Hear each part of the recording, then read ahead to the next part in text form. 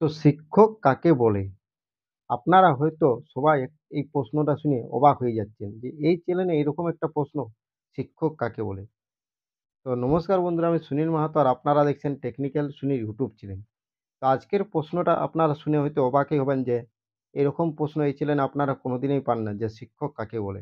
তো দেখুন, শিক্ষক কাকে বলে? এই প্রশ্নটার উত্তর হয়তো আমাদের রাজ্যে শুধু নয়, ভারতবর্ষে যারা পড়াশোনা এখনো পর্যন্ত করেনি তারাও বলতে পারবে শিক্ষক কাকে বলে। কিন্তু এই প্রশ্নটার উত্তর হয়তো কিছু পুলিশ কর্মী আছেন এবং আমাদের রাজ্যে স্বয়ং পুলিশ মন্ত্রী আছেন, যিনি হয়তো জানেন না যে শিক্ষক কাকে বলে।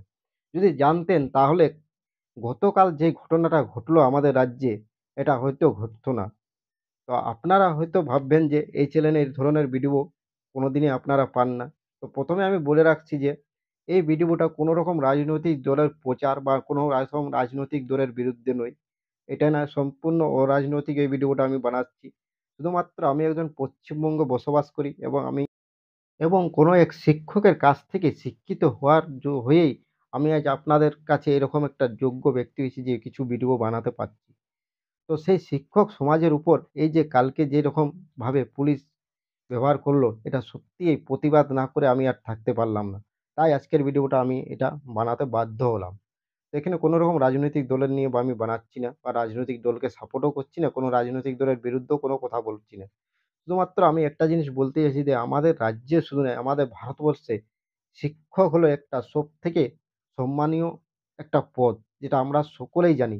যারা ছোট থেকে আমরা এটা জেনে আসছি যে শিক্ষকের একটা নির্দিষ্ট সম্মান আছে। শিক্ষককে আমরা শিক্ষা গুরু বলে সম্মান দিয়ে থাকি। তো সেই শিক্ষকের উপর গতকাল যে ব্যবহারটা করলেন আমাদের পুলিশ, রাজ্যের যে কলকাতা পুলিশ, বিভিন্ন পুলিশ, তারা হয়তো অনেক ছিলেন যারা মাধ্যমিক এবং এইচএস পাস করার পর কনস্টেবল চাকরি পেয়েছেন।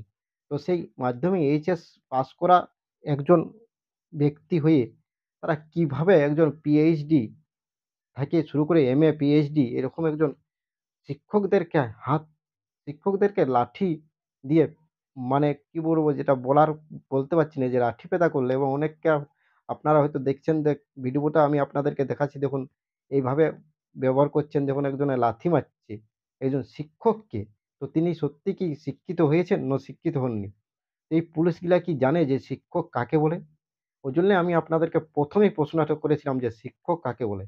আমাদের রাজ্যে পুলিশদেরকে হয়তো জানা উচিত বটে যে শিক্ষক কাকে বলে। যে আপনারা যে পড়াশোনা করেছেন, তো আপনারাও কোনো তো কারো শিক্ষকের কাছ থেকেই পড়াশোনা শিখেছেন। তো এই যে শিক্ষক কথাটা, যে শিক্ষক কথাটার মানে আপনারা কি বুঝেন? যে এইভাবে আপনারা গতকাল যে ব্যবহারটা করলেন, এটা সত্যিই বিনা প্রতিবাদ জানায় কেউ থাকতে পারছে না। তো আমি আপনাদের কাছে, সকলের কাছে অনুরোধ করব এই ভিডিওর মাধ্যমে এবং আমার চ্যানেলের মাধ্যমে যে আপনারা প্রত্যেকে কারো না কোনো সোশ্যাল মিডিয়া থেকে যুক্ত আছে। অনেকের ফেসবুকে আইডি আছে। বেশিরভাগই ফেসবুক আইডি আছে, ইউটিউবেরও অনেকের চ্যানেল আছে বা কিছু আছে। আপনারা সোশ্যাল মিডিয়ায় এটার প্রতিবাদ জানান যে, কারণ আমাদের রাজ্যে সবথেকে সেটা সম্মানীয় পদ, সেটা হলো শিক্ষক। শিক্ষক হলো আমাদের রাজ্য একটা গড়ার বা নাগরিক গড়ার একটা সবথেকে মূল অস্ত্র। সে শিক্ষকের উপর এই ব্যবহার সত্যিই এটা মানে মার্জনীয় নয়। এটা আমরা মানতে পারছি না। চাইবো প্রশাসন এর কোনো ব্যবস্থা নিক। যে পুলিশ কর্মীরা সেদিন এইভাবে ছিল বা যেই অফিসাররা এর সঙ্গে যুক্ত আছে তাদের বিরুদ্ধে অ্যাকশন নেওয়া হোক। এবং আমাদের রাজ্যের পুলিশ মন্ত্রী যিনি আছে মহামান্য, আপনারা সকলেই জানেন যে আমাদের রাজ্যের পুলিশ মন্ত্রী হলো মাননীয়া মুখ্যমন্ত্রী মমতা বন্দ্যোপাধ্যায় নিজে। তো উনি নিজে কি ব্যবস্থা নেবেন সেটার দিকে আমরা তাকিয়ে আছি। তবে এরকম যেন আমাদের রাজ্যে আর না ঘটে। কারণ এটা সত্যিই একটা অত্যন্ত দুঃখজনক ঘটনা যে শিক্ষকের উপর পুলিশে এইভাবে লাঠিচার্জ চালালো। এটা চালানো উচিত ছিল না। তার জন্য আমি আজকের ভিডিওটা এটার তীব্র প্রতিবাদ করছি এবং এই ধরনের ঘটনা যাতে আমাদের রাজ্যে আর না ঘটে, আমাদের রাজ্যে কিনা আমাদের দেশের মধ্যে যেন কোনো জায়গায় না ঘটে। তার জন্য আমি অনুরোধ করছি প্রশাসনকে যে এরকম ধরনের ঘটনা যাতে না ঘটে। তো আজকের ভিডিওটা কোনো রকম রাজনৈতিক দলের উদ্দেশ্যে আমি করলাম না। এটা শুধুমাত্র প্রতিবাদ জানাবার জন্যই করলাম। যে শিক্ষকের উপর এই যে আমরা নিজেরাও একজন শিক্ষকের কাছ থেকে শিক্ষিত হয়েছি বলে আজ আপনাদের সামনে আমি এই কিছু ভিডিও বানাতে পারছি।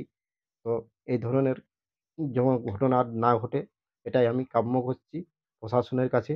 এবং যেসব পুলিশ কর্মী সেদিন গতকাল ছিল এই ধরনের, তাদের যেন বিরুদ্ধে যেন অ্যাকশন নেওয়া হয় এবং যে পুলিশটা, আপনাদেরকে ভিডিও দেখুন, যে পুলিশ কর্মীটা উনি কিন্তু লাথি মারছেন, উনার বিরুদ্ধে যেমন সবথেকে বড় অ্যাকশন নেওয়া, উনাকে যেমন সাসপেন্ড করা হয়।